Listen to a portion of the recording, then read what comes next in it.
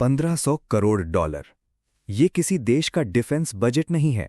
ये एक proposed lunar delivery price को एग्जाम्पल मानकर 10 टन माइनिंग क्रेन को चांद की सतह तक पहुंचाने की शिपिंग कॉस्ट हो सकती है।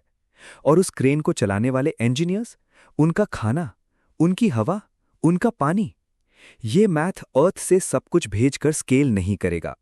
अंतरिक्ष अनंत में आपका स्वागत है। मैं हूं अर्जुन। आज हम बात करेंगे उस इंजीनियरिंग रेवोल्यूशन की जो चांद को एक बंजर पत्थर से इंसान की पहली ऑफ वर्ल्ड इंडस्ट्रियल आउटपोस्ट में बदलने की कोशिश कर रही है। इसलिए स्ट्रैटेजी है, जो चीज चांद पर मिल सकती है उसे अर्थ से मत भेजो। इस स्ट्रैटेजी का नाम है ISRU, इन सिटू रिसोर्स यूटिलाइजेशन। आसान भाषा में, जहां काम करना है वहीं मौजूद रिसोर्सेज को उपयोगी चीजों में बदलना।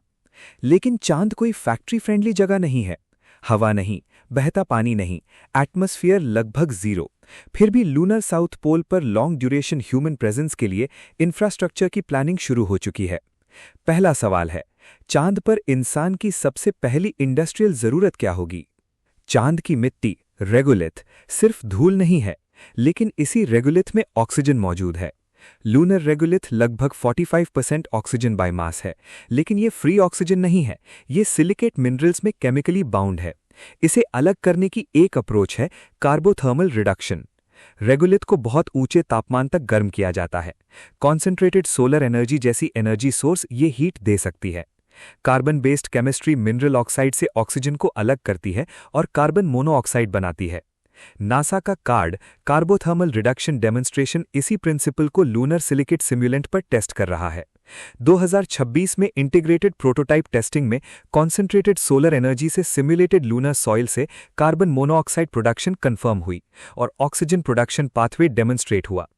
डाउनस्ट्रीम केमिकल सिस्टम्स इस कार्बन मोनोऑक्साइड को आगे प्रोसेस करके ऑक्सीजन रिकवर कर सकते हैं और फ्यूचर आर्किटेक्चर्स में कार्बन कंटेनिंग रिएक्टेंट्स रिसाइकल भी किए जा सकते हैं। ये अभी मून पर चलती हुई फैक्ट्री नहीं है, लेकिन इसका केमिस्ट्री और वैक्यूम एनवायरनमेंट टेस्टिंग में डेमोन्स्ट्रेशन हो चुका है। अगर इसे लूनर स्केल पर मैच्योर किया गया तो रेगोलिथ से ब्रीदिंग ऑक्सीजन और रॉकेट प्रोपेलेंट के लिए ऑक्सीडाइजर जैसी चीजें लोकली प्रोड्यूस की जा सकती हैं। चांद की मिट्टी रॉ मटेरियल होगी। अब सवाल, इंसानों को रहना कहाँ है? चांद पर एटमॉस्फेयर नहीं है और रेडिएशन एक्सपोजर गंभीर समस्या है। हैबिटेट को प्रोटेक्टिव इंफ्रास्ट्रक्चर भी होना है, लेकिन कंस्ट्रक्शन मटेरियल क्या? फिर जवाब वही है, रेगोलिथ। एक अप्रोच है रोबोटिक एडिटिव कंस्ट्रक्शन। ESA ने सिम्युलेटेड लूनर सॉइल से कॉन्सेंट्रेटेड सोलर एनर्जी का इस्तेमाल करके 3D प्रिंट करके ब्रिक साइल्ड एलिमेंट्स दिखाए हैं। नासा का MMPAT प्रोजेक्ट लूनर रेगोलिथ से हैबिटेट्स, लैंडिंग पैड्स, रोड्स और रेडिएशन शील्डिंग इंफ्रास्ट्रक्चर बनाने के लिए large scale robotic construction technologies विकसित कर रहा है। आइकॉन का ओलंपस सिस्टम भी लोकल लूनर मटेरियल को लेजर बेस्ड प्रोसेस से स्ट्रॉन्ग सिरामिक लाइक स्ट्रक्चर्स में बदलने के लिए विकसित किया जा रहा है। लेकिन अभी कोई रोबोट चांद पर पूरा डोम नहीं बना रहा। ये टेक्नोलॉजी डेवलपमेंट है। फ्यूचर लूनर बेस शायद अर्थ से पूरा घर नहीं ले जाएगी, वो चांद की जमीन को ही इंफ्रास्ट्रक्चर में बदलना शुरू करेगी। अब मान लो ऑक्सीजन निकाल ली, कंस्ट्रक्शन मटेरियल बना लिया, किसी दिन पानी और प्रोपेलेंट भी प्रोड्यूस होने लगे। इन रिसोर्सेज को मून की सरफेस से ऑर्बिट तक कैसे भेजेंगे? हर बार रॉकेट लॉन्च करना पड़े तो लॉजिस्टिक्स प्रॉब्लम वापस आ जाएगी। लेकिन चांद की ग्रेविटी अर्थ की लगभग 1/6 है और एटमॉस्फेयर लगभग नहीं है। इसलिए एक फ्यूचर इलेक्ट्रोमैग्नेटिक लॉन्च सिस्टम, मास ड्राइवर, कार्गो को ट्रैक पर एक्सेलरेट करके लूनर सरफेस से स्पेस की ओर भेज सकता है। ये अभी ऑपरेशनल टेक्नोलॉजी नहीं है, उसे प्रिसाइज वेलोसिटी, ट्रैजेक्टरी और इनॉर्मस पावर इंफ्रास्ट्रक्चर चाहिए। लेकिन अगर ये वायबल हुआ तो मून सिर्फ डेस्टिनेशन नहीं रहेगा, वो स्पेस सप्लाई चेन का इंडस्ट्रियल नोड बन सकता है। अब आते हैं सबसे ट्रिकी इंजीनियरिंग चैलेंज पर। धरती से चांद लगभग 3,84,000 किलोमीटर। एक सिग्नल को वहां पहुंचने में करीब 1.3 सेकंड, वापस आने में फिर 1.3 सेकंड, कुल लगभग 2.6 सेकंड राउंड ट्रिप डिले। एक रोवर को अचानक ऑब्स्टिकल से बचना हो तो हर मूवमेंट के लिए अर्थ से कमांड लेना प्रैक्टिकल नहीं है। और अगर क्रेटर में दर्जनों या सैकड़ों रोबोट्स मैपिंग, एक्सकवेशन, ट्रांसपोर्ट और कंस्ट्रक्शन कर रहे हों तो सिस्टम को लोकल डिसीजंस लेने होंगे। यहीं आते हैं robotic swarms. Human operator high level objective देगा, रोबोट्स अपने सेंसर्स, ऑनबोर्ड कंप्यूटिंग और नेटवर्क से लोकल डिसीजंस लेंगे। एक टेरेन मैप करेगा, दूसरा सब सरफेस डेटा कलेक्ट करेगा, तीसरा मटेरियल ट्रांसपोर्ट करेगा, और एक रोबोट फेल हो जाए तो डिस्ट्रीब्यूटेड सिस्टम उसके टास्क्स दूसरे मशीन्स में रीडिस्ट्रीब्यूट कर सकता है। नासा का CADRE cooperative autonomous distributed robotic exploration इसी प्रिंसिपल का टेक्नोलॉजी डेमोन्स्ट्रेशन है। 3 स्मॉल रोवर्स को 2026 में रेनर गैमा रीजन पर भेजने की योजना है, जहां वे ऑटोनॉमस कोऑपरेटिव एक्सप्लोरेशन और नेटवर्क्ड ऑपरेशंस टेस्ट करेंगे। कैड्रे माइनिंग स्वॉर्म नहीं है, लेकिन यही आर्किटेक्चर फ्यूचर लूनर कंस्ट्रक्शन और रिसोर्स ऑपरेशंस की फाउंडेशन बन सकता है। यानी मून पर पहला इंडस्ट्रियल वर्कफोर्स शायद इंसानों का नहीं, रोबोट्स का नेटवर्क होगा। और अब आते हैं उस जगह पर जहां ये सारी इंजीनियरिंग सबसे वैल्यूएबल हो सकती है, मून का साउथ पोल।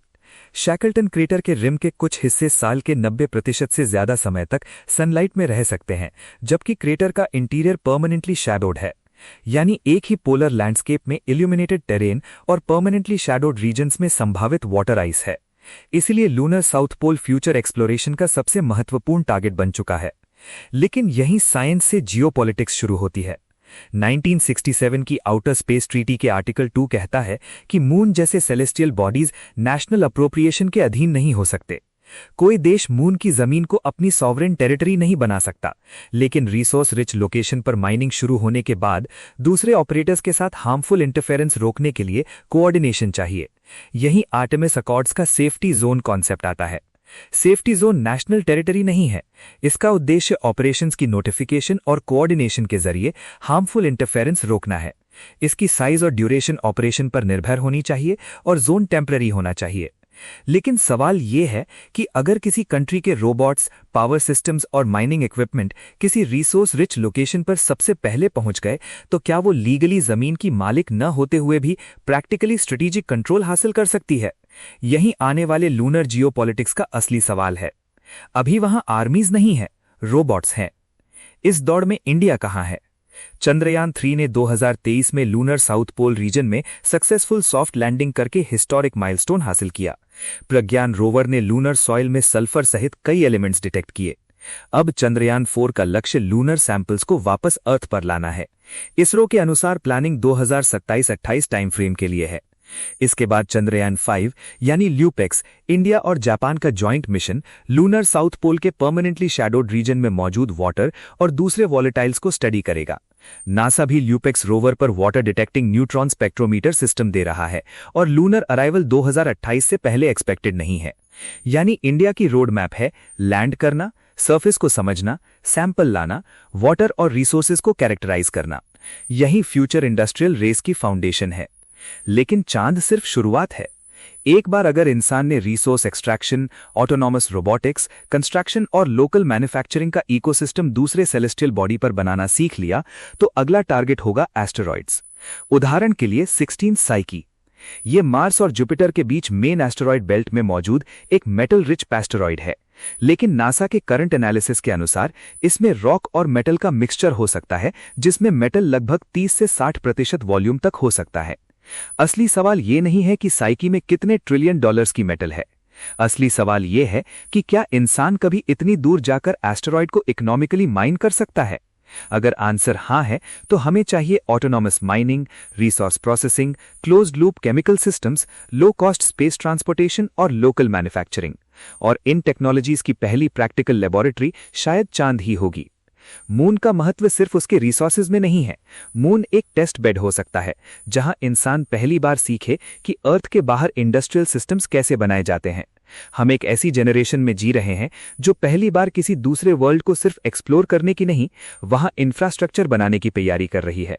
ये रोमांटिक नहीं है, ये इंजीनियरिंग है, ये इकोनॉमिक्स है, ये रोबोटिक्स है, ये जियोपॉलिटिक्स है, और सबसे बढ़कर ये एक एक्सपेरिमेंट है। क्या इंसान अपनी इंडस्ट्रियल सिविलाइजेशन को अर्थ के बाहर दोहरा सकता है? अगर चांद पर आंसर हां हुआ, तो मार्स और एस्टेरॉइड सिर्फ कल्पना नहीं रहेंगे, वो अगली इंजीनियरिंग प्रॉब्लम्स बन जाएंगे। अंतरिक्ष अनंत में आज के लिए इतना ही। मैं हूं अर्जुन।